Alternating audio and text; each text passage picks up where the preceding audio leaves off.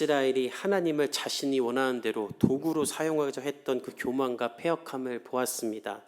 그들은 주인 되신 하나님을 도구로 여겼죠. 하나님을 나의 목적과 유익을 이루기 위한 수단으로 여기며 그저 형식적인 종교 생활만 했습니다. 마음을 다해 하나님을 사랑하지 않고 소견대로 살면서 우상도 숭배했죠. 하나님은 그런 이스라엘과 함께하지 않으셨고 이스라엘은 전쟁에 나가 블레셋에게 패배하게 됩니다. 중요한 것은 우리도 이 이스라엘과 같다는 거예요. 나를 구원하신 구원의 은혜는 망각하고 하나님을 나의 꿈을 이루기 위한 수단으로 여겨요. 목사나 장로나 집사나 성도나 할 것 없이 다 그래요. 목사님들도 이야기해보면 하나님을 내 목회를 성공하게 해줄 신, 내가 목회하는 교회를 부흥하게 해줄 수단으로 여기는 사람들이 있어요. 교회가 하나님을 위해 있는 건지 하나님이 내 교회를 위해 있는 건지 구분이 안 가는 사람들이 있어요. 사업하는 교회 사람들도 어느 순간 하나님을 그냥 내 사업을 번창하게 해줄 신으로만 여기는 사람들이 있고, 이 땅의 어머니들은 자녀의 성공을 위해 하나님을 붙잡고 살고 있죠. 그러면서 한결같이 성공하면 하나님을 위해 무엇을 하겠습니다. 중요한 건 하나님은 우리의 성공이 필요한 분이 아니라는 거예요. 하나님이 우리에게 원하시는 것은 다만 우리가 마음을 다해 하나님을 사랑하는 것인 줄 믿습니다. 마치 정치인들이 선거철 되면 교회에 와서 예배를 드리는 것처럼 우리도 그렇게 하나님을 예배드리고 있는 것은 아닌가. 만약 그런 것이 있다면 오늘 이 주일 그 마음을 다 돌이킬 수 있기를 축복합니다. 하나님은 누군가의 도구가 될 만큼 초라한 신이 아니라 온 세상을 만드신 분이며 만유의 주관자이시고 한나의 고백처럼 만왕의 왕이신 분입니다. 우리 복음에게 모든 성도들은 그 하나님을 만왕의 왕으로 존중하며 사랑할 수 있기를 축복합니다. 하나님은 그 사람을 사용하시는 거예요. 이스라엘은 그렇지 않았기 때문에 하나님의 영광이 떠났고 하나님을 상징하는 궤도 블레셋에게 빼앗겨요. 오늘 본문은 그 하나님의 법궤를 빼앗아간 블레셋의 이야기예요. 우리 1절과 2절을 한번 같이 읽어봅시다. 오늘 본문 1절과 2절입니다. 시작. 블레셋 사람들이 하나님의 궤를 빼앗아 가지고 하나님의 궤를 가지고 다곤의 신전에 들어가서 다곤 곁에 두었더니, 이스라엘과의 전쟁에서 승리한 블레셋은 하나님의 궤를 빼앗아요. 굳이 이것을 왜 빼앗았을까? 남의 나라 신을 상징하는 물건을 왜 빼앗았을까? 이때 당시의 사람들은, 이방 나라 사람들은 전쟁에서 승리하면 그 나라의 신을 상징하는 물건을 가지고 와서 자신들이 섬기는 신, 다곤이나 바알 세불의 그 성전에 그 신을 상징하는 물건을 놓았다고 합니다. 그리고 자랑한 거예요. 우리 신이 너희 신을 이겼다. 다른 나라 사람들에게 또 우리 자국민들에게 우리 신이 이렇게 강하다는 걸 보여주고 싶어서 하던 종교의식이에요. 그래서 굳이 남의 나라의 그 신을 상징하는 하나님의 법궤를 갖고 온 거예요. 하나님은 그렇게 하지 말라고 하셨죠. 하나님은 다른 나라의 것들은 다 소멸시켜라, 다 파괴해라. 미개한 문화, 음란한 문화가 들어올까 봐 염려하셨기 때문에 그 나라의 그 하나님의 형상을 떠난 인간의 존엄을 해치는 우상들은 다 소멸하라고 하셨어요. 그 또 하나의 의미가 있다면, 굳이 나는 남의 나라 신보다 크다라고 너희들이 높여주지 않아도 된다라는 거예요. 이방 민족들이 이렇게 했던 이유는 자기들 스스로가 우리 신은 열등하다는 것을 보여주는 거예요. 그래서 저 나라 신보다 우리가 높다라는 걸 높이기 위해 굳이 그 나라 신을 상징하는 법궤를 갖고 온 것입니다. 중요한 것은 오늘 아스돗이라는 도시에 이 법궤를 두었다라고 해요. 왜 아스돗에다 두었는가? 우리가 성경을 볼 때 특히 블레셋이 나오는 장면을 볼 때 헷갈리는 게 있어요. 블레셋이라고만 나오지 않고요, 꼭 블레셋 가드, 블레셋 아스돗 이렇게 나오는 게 있어요. 왜 그러냐면 이 블레셋은 지금으로 따지면 5개의 도시로 이루어진 연방 국고입니다. 아스돗, 가드, 에글론, 가사, 아스글론, 이렇게 5개의 도시 국가가 이루어진 나라예요. 그 중에 이 아스돗이라는 도시에 가장 큰 다곤의 신전이 있었어요. 대성전인 거예요. 거기다가 하나님의 궤를 놓고 우리의 다곤이 하나님을 이겼다라는 걸 보여주기 위해서 아스돗으로 가져다 놓은 거예요. 아주 큰 착각을 한 것이죠. 하나님이 다만 이스라엘을 떠나서 블레셋이 이긴 것뿐인데 우리가 하나님을 이겼다라고 생각하고 그렇게 한 거예요. 그렇게 자화자찬을 하고 있을 때 어떤 사건이 일어나는가? 우리 3절을 읽어봅시다. 3절 시작. 아스돗 사람들이 이튿날 일찍 일어나 본즉 다곤이 여호와의 궤 앞에서 엎드려져 그 얼굴이 땅에 닿았는지라. 그들이 아마도 아스돗 사람들은 신전에다가 하나님의 법궤를 놓고 막 찬양하고 예배했을 거예요. 다곤이 이렇게 강하다, 이겼다. 그리고 그 다음날 일어났는데 다곤의 형상이 하나님의 궤 앞에 엎드려져서 얼굴을 땅에 대고 있는 거예요. 마치 하나님을 경배하고 예배하는 사람처럼 하나님의 형상 앞에 엎어져 있는 거예요. 다 놀랐겠죠. 이게 무슨 일인가? 왜냐하면 블레셋 사람 중에 이렇게 할 사람들은 없어요. 그들은 다곤을 경외하고 다곤을 믿었기 때문에 하나님의 궤 앞에 이렇게 넘어뜨릴 사람은 없죠. 근데 누가 한 건가? 이건 하나님이 하신 일이었어요. 왜 하나님이 이런 일을 하셨는가? 다곤을 넘어뜨리면 내가 다곤보다 크다 이런 걸 자랑하려고 한 건가? 그거 아닙니다. 우리 하나님은 그렇게 유치한 하나님이 아니세요. 하나님은 이렇게 한 의도가 있었어요. 어떤 의도인가? 하나님께서는 블레셋 사람들에게 이 다곤은 허상이다라는 것을 알려주고 싶으셨어요. 그래서 넘어뜨린 겁니다. 왜 넘어뜨렸는가? 오늘 본문 3절 끝에 보면 이 넘어진 다곤을 누가 세워요? 사람들이 세워요. 즉 하나님은 무엇을 보여주냐면 너희가 믿는, 너희가 강하다고 여기는 이 다곤은 너희들이 일으켜 세워줘야지만 일어설 수 있는 그저 물건 따위일 뿐이다라는 걸 알려주기 위해서 하나님은 다곤을 일부러 넘어뜨린 거예요.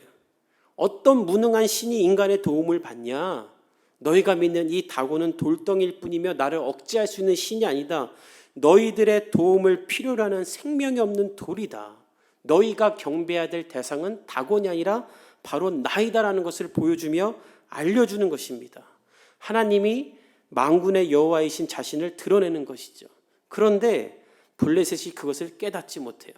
그리고 하나님이 이런 일을 했다는 것도 상상도 하지 못해요. 그리고 그냥 일으켜 세우고 나갑니다. 그래서 하나님은 자신이 누구인지 더욱 드러내고자 하십니다. 우리 4절을 한번 읽어봅시다. 시작. 그 이튿날 아침에 그들이 일찍 일어나 본즉 다곤이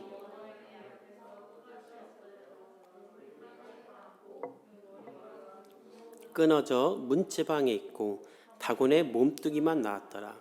다곤 신을 세우고 나갔는데 그 다음날 보니 또 엎어져 있어요. 근데 그냥 엎어져 있는 게 아니라 머리가 끊어져 있고 손목이 끊어져 있고 문지방 앞에 몸뚱이만 남았다. 여러분 이거는 하나하나 다 의미가 있어요. 머리가 잘렸다는 건 무엇인가 생명이 없는 것이다라는 걸 말하는 거예요. 너희가 믿는 신은 생명이 없다, 머리가 없는 거예요. 손은 능력과 권능을 상징합니다. 고대에서는 너희들의 신은 능력이 없다. 신이 손이 잘려 나갔으니 너희를 어떻게 돕겠냐. 너희들의 고충과 소원을 들어줄 수 없는 아무 능력도 행하지 못하는 신이다. 그리고 마지막에 몸뚱이만 남았다. 이 몸뚱이는 원어를 보면 박스를 말해요. 빈 박스. 너희들의 신은 빈 박스와 같이 그저 몸뚱이이다. 그러면서 하나님은 누가 진짜 신인가, 누가 온 세상을 다스리는 분인가, 다곤이 아니라 바로 나이다라는 걸 알려주는 거예요. 여러분 우리가 성경을 볼 때 범하기 쉬운 오류가 있습니다. 이런 이야기를 볼 때마다 성경을 무슨 이솝우화나 그리스 신화같이 우습게 여기는 거예요. 여러분 하나님은 그리스 신화에 나오는 신들처럼 뭐 싸움을 하거나 자기를 내세우기 위해 이런 일을 하는 것이 아니라 다만 모든 민족과 열방이 자신을 만군의 여호와 하나님으로 알게 하기 위해 이 일을 행하시는 것 뿐이에요. 그런데 블레셋은 여전히 깨닫지도 인정하지도 못해요. 그래서 어떻게 하는가? 5절을 읽어봅시다. 시작. 그러므로 다곤의 제사장들이나 다곤의 신전에 들어가는 자는 오늘까지 아스돗에 있는 다곤의 문지방을 밟지 아니하더라. 이 블레셋은 이 정도 됐으면 이제 하나님의 법궤가 능력이 있구나, 이 하나님의 법궤의 주인인 하나님은 살아있구나라고 깨달아야 되는데 어떻게 하는가? 다곤을 심판하신 하나님을 바라보는 게 아니라 빈 박스와 같은 다곤을 여전히 존중해요. 그래서 다곤의 머리와 손목이 끊어져 있던 문지방을 밟지 않고 다니기 시작했다라는 거예요. 특별히 고대에서는 이 문지방이 영혼이나 신의 머리가 있다고 여겼다고 합니다. 저도 어렸을 때 어른들이 할머니들이 문지방 밟고 다니지 말라는 말을 하셨었어요. 그러니까 우리나라도 그 문화가 있었던 것 같아요. 이 나라 사람들도 그랬던 거예요. 게다가 다곤의 머리까지 있었으니 다곤을 존중하자는 의미로 문지방을 밟지 말자고 했던 거예요. 이 사람들이 참 미련하고 답답한 거죠. 이 정도 됐으면 하나님을 고백해야 될 텐데 이 사람들은 그렇지 않아요. 근데 이 시대도 그래요. 이미 죽었는데도 부활할 것이라고 믿고 사이비 종교에 아직까지 빠져있는 사람들도 있고 큰 범죄를 저질러서 감옥에 가 있는데도 우리 그 사이비 종교 주교가 고난을 당하고 있다고 여기며 나와서 부활할 것이라고 믿는 사람들도 있어요. 신천지들도 그렇죠. 자신들의 주교가 온 국민 앞에서 무릎 꿇고 잘못했다고 사죄했는데도 여전히 그를 하나님처럼 모시고 있어요.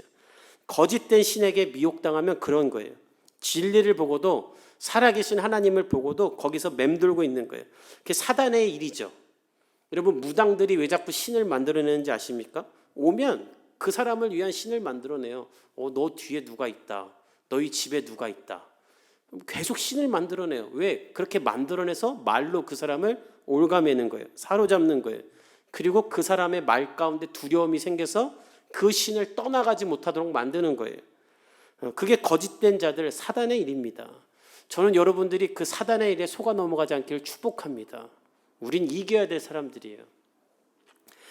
제가 예전에 한 언덕에 공동묘지 밑에 있는 언덕에 산 적이 있어요. 한 3, 4년 살았는데 집에 가는 길에 교회보다 무당집이 많은 동네였어요.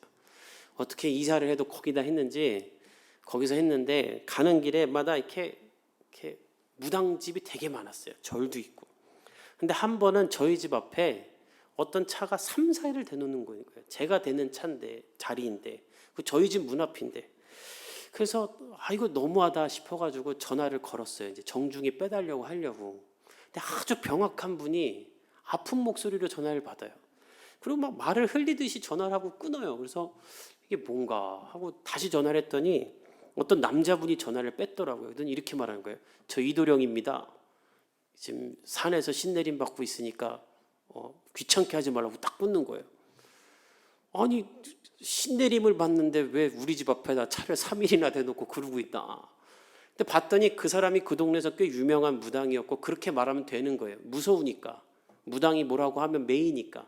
근데 저는 무당에 매이는 사람이 아니잖아요. 그때 제가 전도사였기 때문에 전화해서 나는 김도사다 그러려다가 너무 웃을 것 같아가지고 다시 전화를 걸었어요.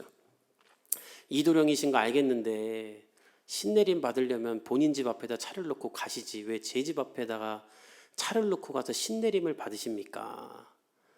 너무 몰상식한 거 아닙니까? 차를 빼십시오. 그때 그 사람이 놀라는 거예요. 그래서 제가 혼냈어요. 미안하다고 하셔야지 신내림 받는다고 전화 끊으시면 됩니까? 정중하게 얘기했더니 그분이 그 자리에서 바로 차를 빼더라고요. 제가 그렇게 할 수 있었던 이유는 제가 무슨 용기가 있고 대담해서가 아니라 제가 믿는 하나님이 유일한 하나님이기 때문에 그들이 말하는 거에 미혹당하지 않는 거예요. 두렵지 않는 거예요. 여러분이 믿는 하나님만이 유일한 하나님이고 여러분이 믿는 하나님만이 능력의 하나님이기 때문에 세상의 거짓된 것들에 매이지 않기를 축복합니다. 또 장난으로라도 타로나 이런 귀신 문화에 사로잡히지 마십시오. 그 하나님을 멸시하는 거예요. 하나님이 우리를 구원하셨고 그분이 살아계신다라면 미래가 뭐가 궁금하고 두렵습니까? 그 하나님 믿고 그냥 살면 되지. 존 파이퍼가 이렇게 말했어요. 왜 하나님은 우리에게 미래를 알려주지 않는가? 내가 너를 책임졌고 구원했고 너를 죽기까지 사랑했으니 너는 일평생 나를 의지하며 마음껏 너의 미래를 펼치며 살라라는 거예요. 미래를 알아서 그 미래에 사로잡혀서 미래에 갇혀서 사는 것이 아니라 너의 미래까지도 바꿀 수 있는 내가 너의 하나님이라는 걸 알려주기 위해 하나님은 우리에게 미래를 알려주지 않는다라는 거예요. 그 하나님 믿고 거짓에게 틈을 주지 않기를 예수님의 이름으로 축복합니다. 하나님은 그래서 이 거짓에 사로잡혀 있는 블레셋에게 자신을 더욱더 드러냅니다. 우리 6절을 한번 읽어봅시다. 시작. 여호와의 손이 아스돗 사람에게 엄중히 더하사 독한 종기의 재앙으로 아스돗과 그 지역을 쳐서 망하게 하니. 여호와의 손이 이런 아스돗 사람들에게 엄중히 임합니다. 원어를 보면 능력에 능력을 더하다는 말로 막을 힘이 없게 만들었다라는 거예요.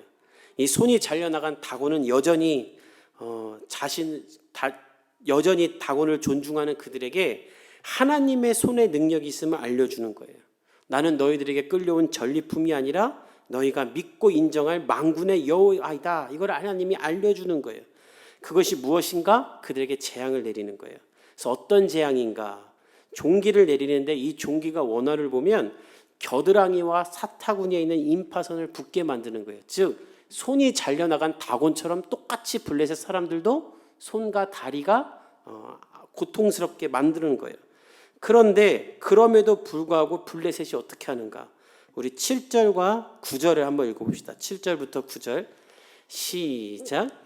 아스돗 사람들이 이를 보고 이르되 이스라엘 신의 궤를 우리와 함께 있지 못하게 할지라.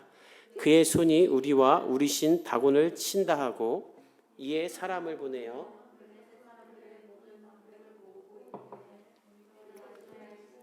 어찌하랴 하니 그들이 대답하되 이스라엘 신의 궤를 가도로 옮겨가라 하므로 이스라엘 신의 궤를 옮겨갔더니 그것을 옮겨간 후에 여호와의 손이 심히 큰 환난을 그 성읍에 더하사 성읍 사람들의 작은 자와 큰 자를 다 쳐서 독한 종기가 나게 하신지라.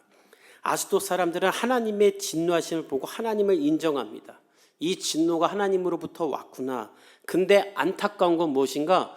그럼에도 불구하고 하나님을 믿고 따르기로 결정하지는 아니하고 다곤을 멀리하고 하나님을 선택해야 될 텐데 오히려 이렇게 말해요. 이스라엘의 신의 궤를 우리와 함께 있지 못하게 하자. 그의 손이 우리와 다곤을 친다. 다곤을 버리고 하나님을 선택해야 되는데 하나님을 버리자라고 하는 거예요. 이런 사람들이 많죠. 응답받고 나면은 하나님을 선택하고 하나님 외에 모든 것을 버려야 될 텐데 응답받고 나면 다시 이전처럼 돌아가요. 그리고 하나님을 버리면서 죄를 선택하고 사는 거예요. 블레셋 사람들이 그런 거예요. 그리고 그들은 하나님을 버리기 위해 방백을 모읍니다. 이 방백은 지도자를 뜻하는 것으로 아까 말한 블레셋의 5개 도시의 지도자를 뜻해요. 그 지도자들이 모여서 어떤 회의를 하는가? 아스돗이 폐허가 되었으니 다른 도시인 가드로 옮기자.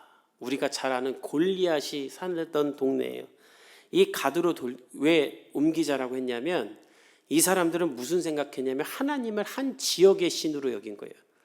우리도 지방에 가면 우리 도시의 신은 뭐입니다 이렇게 말하잖아요. 어느 동네에 가면 하나님을 그렇게 한 지역에서만 운행하는 신으로 여기고 가드로 가면 괜찮을 거야 막연히 그렇게 생각한 거예요. 그래서 가드로 보냅니다. 하나님은 그곳에서도 재앙을 내려요. 9절에 보면 가드로 옮겨간 후에 여호와의 손은 심히 큰 환난, 이 환난이 원어로 보면 때려 부수다라는 거예요. 블레셋이 알아들을 때까지 이 성읍을 초토화시키는 거예요. 어떻게 초토화시켰는가? 작은 자와 큰 자 할 것 없이 산산이 흩어지도록 환난을 더한다. 그러자 이 방백들이 모여 또다시 회의를 합니다. 어떻게 회의를 하는가? 10절부터 12절을 읽어봅시다. 시작.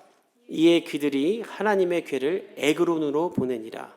하나님의 궤가 에그론에 이른즉 에그론 사람이 부르짖어 이르되